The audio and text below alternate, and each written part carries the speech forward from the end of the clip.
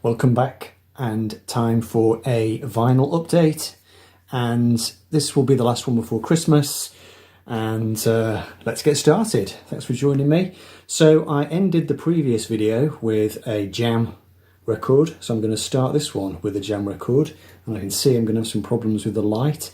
This is The Modern World, and in the previous video I showed the debut album, which I picked up in Oxfam in Lancaster. This one, I think, was Heightside Records, and I found it not long after. So this is a record that I had in my collection years ago, one of many records that just disappeared over the years. And so it was lovely to get it back into the collection. Got the inner here. Not the most well-regarded Jam album, I think it would be fair to say. I don't think Paul Weller even particularly rated it. I don't really know why. I think it's a pretty strong effort. Maybe it doesn't have the febrile energy of that first record, that rawness, but I think there's still some good stuff on it. Is the label worth looking at? I can't remember if this one's got a custom label or not. Yes, it has. Of course it has. Great graphic on there. No idea if you could see that or not. So yeah, my Jam collection is nearly complete. There's one still left to get, that being The Gift. I don't think I've actually ever seen a copy of The Gift. This one, this album's got the great picture of Bruce Foxton in mid jump at the back, which is just great, isn't it? I was at a festival over the summer, and From the Jam were playing at the festival, which of course is Bruce Foxton, and I think the drummer from the Jam as well, maybe. But I didn't see them because I was with a friend, and we had to go back to his house in order to do something. So we went back to the house, missed their set, and then came back for Squeeze at the end. So that was a shame. But anyway, the Jam. This is The Modern World.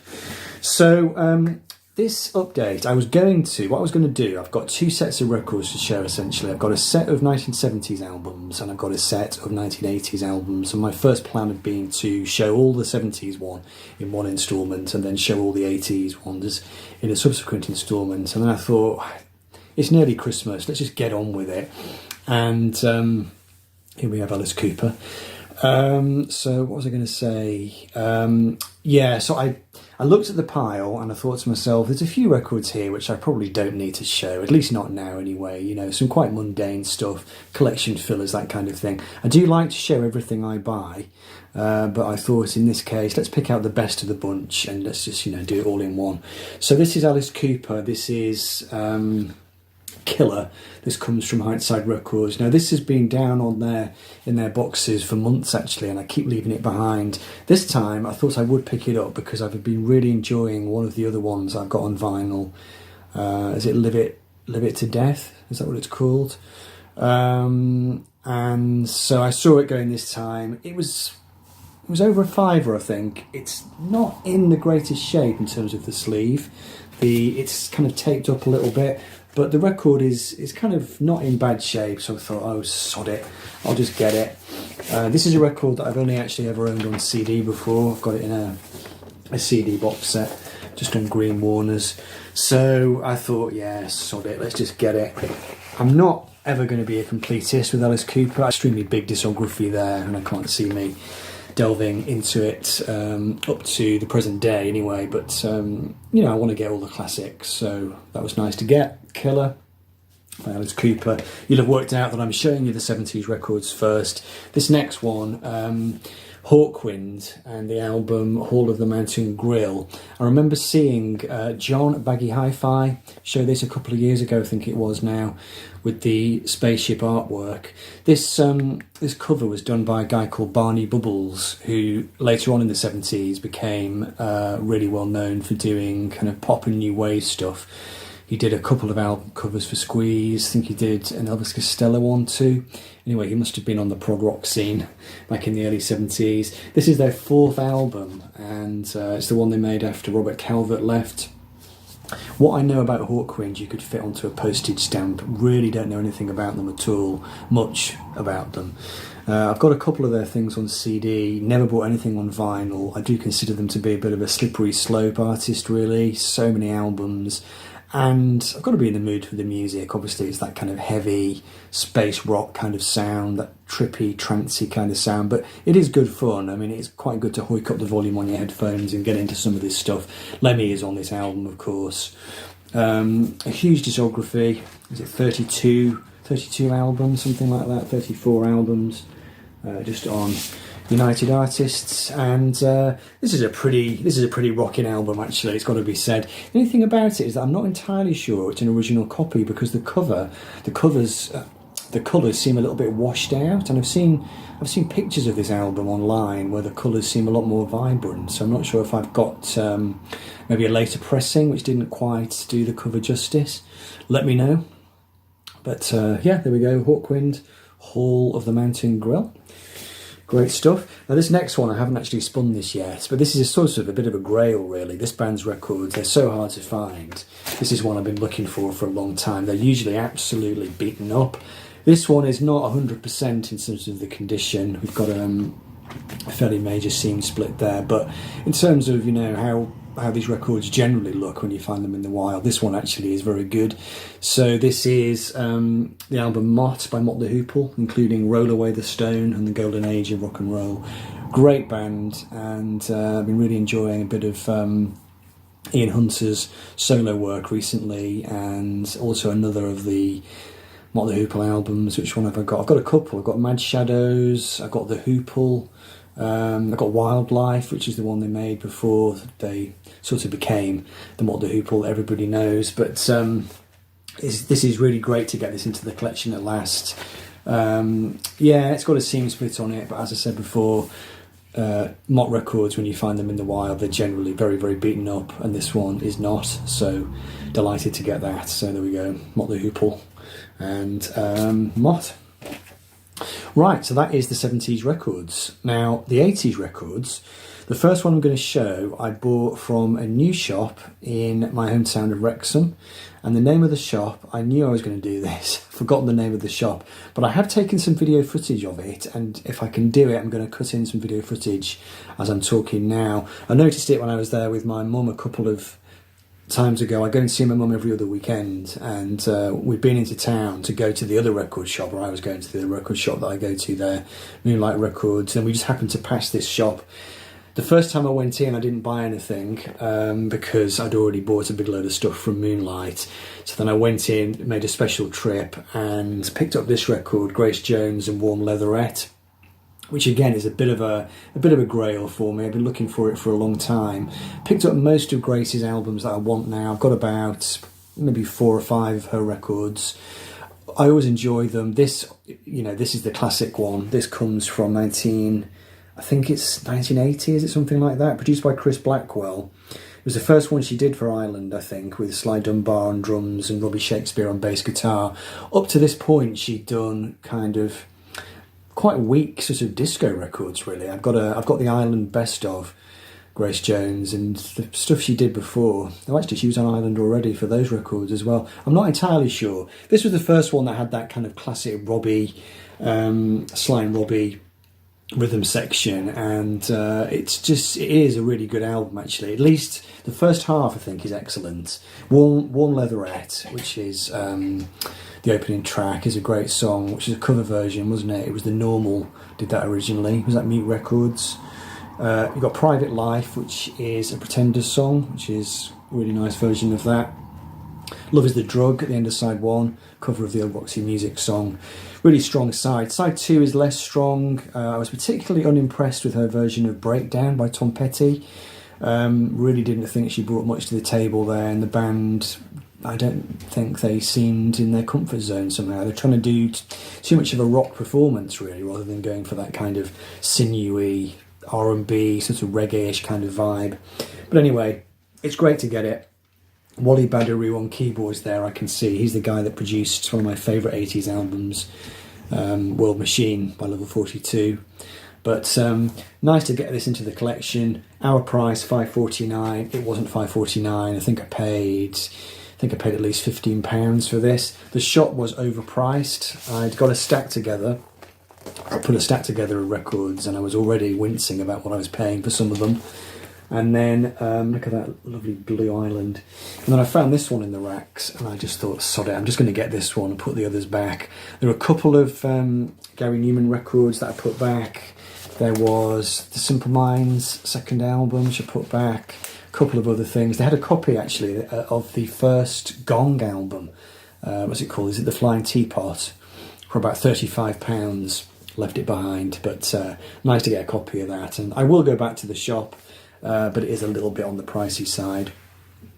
Right, this next one, really, really nice pickup. This is Martin Stevenson and the Dainties. I saw Ross Goodall show this a while ago, and I mentioned to him that I've actually had 2 copies of this record over the years, and I've lost both of them. The first one I picked up back in the 90s, lost it.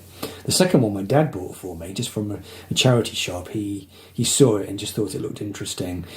I saw Martin Stevenson live back at the Edinburgh Festival. It was in the summer of 1991. And Martin Stevenson, he's a singer-songwriter. He's in his 60s now, but he signed to Kitchenware Records. This is on Kitchenware, which is the Northeast record label that Prefab Sprout were on, of course, and the Kane Gang. Martin Stevenson never really broke through, though. He had a couple of minor hits early on. The first album, his name escapes me, something Bolivia, something like that. This is the second album, Gladsome, Humour and Blue. And I'd say the cover of this record is slightly misleading in a way. When you look at it, you sort of, well, I sort of look at that and I just think early Bob Dylan. You know, you got the kind of hat and electric guitar, but even so, he looks like a bit of a Jack Kerouac sort of figure. So you might just think maybe country blues. And there is a touch of that, but there's also quite a bit of sophisticated pop music on this record, really. He covers quite a few bases. A bit bluesy, a little bit folky in places, but also there's a kind of smoother pop sound. And the songs are just really, really nice, really lyrical, really interesting, tuneful. He's got a great voice. Don't really know why his career never happened. I think he lives up in the Highlands of Scotland these days. He still gigs. There's the Black Kitchenware label. But yeah, if you like well-written songs, a kind of mixture of styles, rootsiness, but then blending in with a more kind of 80s sheen, you know, that kind of Prefab Sprout kind of early Prefab Sprout sound, then you'll like that. Martin Stevenson and the Dainties and Gladsome, Humour and Blue. This next one, this is a great pickup. I picked this up from Heightside a couple of weekends ago. This is the Sinceros and the album Pet Rock. Now, the Sinceros were an 80s band. This is a promo, actually. Now the name of the guy who wrote the songs is going to escape me. Oh, he's got a bit of a strange name in terms of pronunciation. Mark Neltsen, I think. I'm not entirely sure about that. I think he's dead now, actually. I think he died quite a long time ago.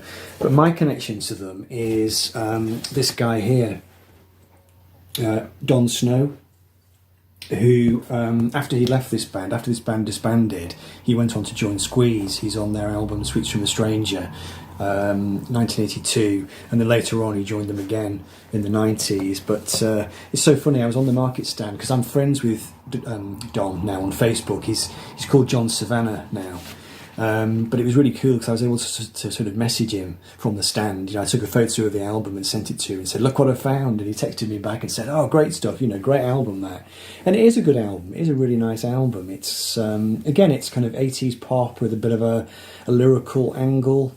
Nice songs, you know, tuneful, upbeat, slightly melancholy in places. I'm thinking maybe they had 2 albums, not entirely sure. This one's got Disappearing on it, Memory Lane. I'm just reading these out in case you know them. I'm not sure what the singles were, but just a really, really nice album. Got it dead cheap. It was probably about £3, something like that. But a nice pickup, and it was great to be able to message Don, as was, and say, "I bought your record." Yeah, very cool, very good. Right, next one. Now this one, where did this one come from? This is a difficult to find record. I can't remember where I bought this now. I need to start showing my records sooner. This is Wire. This must have been Heightside Records. It must have been. I can't think where else I would have bought it. This is It's Beginning to and Back Again. which was one of several albums they made in the 80s when they'd reconvened, doing a more kind of... That noise is my dog scratching herself. In the 80s, they made 3 or 4 albums in a different style to that style which they'd had in the late 70s, that very abrupt, punky kind of sound on the first album, and then the second 2 albums, Chairs Missing and 154, they went a little bit more kind of doomy. It was sort of halfway between dream pop and industrial music, really. Slightly cold sound, but also quite beautiful melodies and chiming guitars and synth guitars as well. And Colin Newman's vocals had the kind of phasing effect. It was very 1980s, but really good. Really not timeless exactly, of its time, but interesting music. Eardrum Buzz on this record, I think, was a single. It came out in a re-released form. I've got the 12-inch actually, it's a remix. Boiling Boy on side 2 is great. Public Place, a bit doomy in places, still a bit of a leftover from the doomy sound, but definitely heading more into melodic waters. Really difficult album to find, and yes, it was Hightside Records, I remember now. The one that I'm really looking for is the one that came after this, I think, or perhaps it was before. Bella's a Cup Until It Struck. I would really like to get that one on vinyl. I found a copy of it years ago in Birmingham and for some reason didn't buy it. But anyway, great to get this into the collection. It's a really, really great album if you don't know it. Interesting label on that. So yeah, Wire, the original incarnation, Colin Newman, Robert Gotobed, Gilbert Lewis and... Graham Lewis and BC Gilbert. Wire. It's Beginning to and Back Again. IBTABA. Good stuff. Right, this next one, I saw Mike recently. Mike's vinyl spiral in Leeds. He was doing a response to my video about albums that you've got on CD but don't have on record, and this is one of the ones he actually showed. He showed the CD of this, and this is a record I've been looking for donkey's years. This is the Tom Tom Club. Or is it just Tom Tom Club? It's just Tom Tom Club, isn't it? Their first album, I'm not sure how many albums they made, but this is, of course, Tina Weymouth and Chris Frantz from Talking Heads. And this was, when did this come out? 1981. And quite an influential record, really. A few different artists sampled it a bit later on, but it has a kind of sort of sharp, pin-sharp, new wave kind of sound, really kind of layered. I suppose not a million miles away from some of the stuff that's on Remaining Light, I suppose, but without the David Byrne vocals. A fun record. Is it a fantastic album? I'm not entirely sure. It's an enjoyable record. It's very upbeat. It's very danceable. It's certainly one to put on a Saturday night. Whether there's like genuinely great songs there, I'm not entirely sure yet, but perhaps with a few more listens they'll start to come through. This one, of course, on the beautiful Island label. So yeah, as I said, I've been looking for it for a long time, and all of a sudden it just popped out at me down at the racks at Hightside, so grabbed it. I did. There we go, Tom Tom Club. And Mike, best of luck. I'm sure it will turn up for you at some point. And okay, 2 more. This one, actually the last 2 are bought online, and I've gone back to doing that again. Buying records online, not something I like to do a lot because I do tend to buy a lot of records in shops. So, but I was talking to John Downing, 6-inch Pianist 319. I've been listening to the final Marvin Gaye album, which is it Midnight Love? And I was really enjoying it. And then John texted me to say that he'd now started to spin the record as well, because I'd kind of prompted him to do that. And then he sent me a picture of this one and said, this is the album that Marvin made before that one. So this was his second to last album. And he said it's a better album, it's more consistent. And it is. This is on In Our Lifetime. In Our Lifetime? Yeah, In Our Lifetime, which came out in, well, it would have been early 80s, I'm guessing, because his last album was 82, wasn't it? It's on Motown, of course, 81. And it is a bloody good album. It's really good. Marvin's final album, I'd say, is a little bit formulaic, a little bit sort of pop formulaic. But this one is more, it's more in the spirit of his kind of classic mid-1970s albums, you know, Let's Get It On, and the other one, his name escapes me, where they're all dancing on the cover. I can't remember. But it's got that slightly more sort of free-form kind of sound, just incredible arrangements. What an incredible genius he was. You know, produced it, I think, arranged it, everything in-house. But yeah, a really, really good album, really good record. And thanks, John, for alerting me to that one. My Marvin Gaye collection is mainly gaps, really, rather than records. I've got a few, maybe half a dozen. So yeah, Marvin Gaye, why not? Last record. So this is, again, a mail order one. And this one, Dazzle Ships by OMD. This is a record that for some reason I got it into my head that it was going to be a really expensive, difficult record to find. Not entirely sure why. When I finally searched for it, I got this copy on eBay. It was dead cheap. It was under a tenner. The reason I bought it was I've been listening back to the previous OMD albums, which I've got 3 or 4 of them. I really enjoyed Architecture and Morality. They're not a band that meant a great deal to me back in the 80s, but I've come to really, really like them. I was aware of this album, obviously I knew of its existence, I knew of its reputation, bit of a checkered reputation. It was the sequel to Architecture and Morality, and it went down quite badly with the critics. Sold quite well, it was top 5, but it wasn't very well reviewed. I think it was sort of seen as being a little bit inaccessible, but in subsequent years it's become a really, really influential record, and loads of people just cite it as an influence. Electronic artists really do see it as a landmark album. So I had to write a few things down about this because my memory is shot to hell. But the cover for this album was done by the vorticist artist Edward Wadsworth, about whom I know absolutely nothing. But the painting or the design or whatever it is, the picture, I'm such an art philistine, is called Dazzle Ships in Dry Dock in Liverpool. The music is slightly chilly. I think there was a sort of theme that ran through the music of kind of Cold War, Eastern Bloc kind of thing. There's found sounds, musique concrète in there, shortwave radio broadcasts. There's a kind of Cold War type sound. I think this album was most likely a big influence on Thomas Dolby, whose first album, The Golden Age of Wireless, plays around with similar themes. I'm thinking now, did that album come first? I'm not entirely sure.